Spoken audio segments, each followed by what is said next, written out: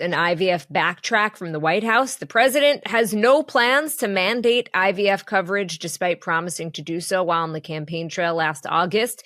Trump had said that if he won the presidency, he would either mandate that insurance companies cover IVF or have the government pay for IVF services. But right now, neither of the two options appear to be in play. The White House says the president is still pledging to expand access to fertility treatments for Americans who are struggling to start families.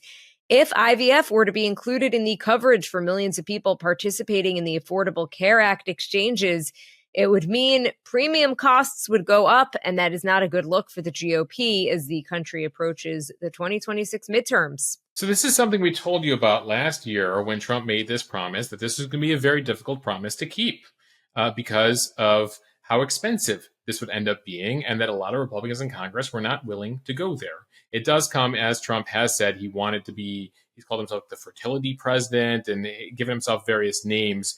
He just signed an incentive into the latest law, that big, beautiful bill, that babies born this year through 2028 can receive $1,000 from the U.S. government. He said he hopes that will help with the baby boom here. We have talked about how the fertility rate and birth rate has been dropping for years in the U.S., but covering IVF has been a divisive topic, including on the right, because, of course, the IVF process also entails creating a number of embryos. That sometimes means destroying some embryos or donating them to science.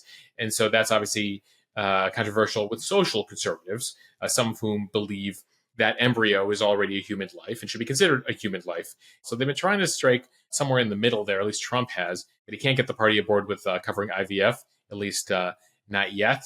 We'll watch the reaction.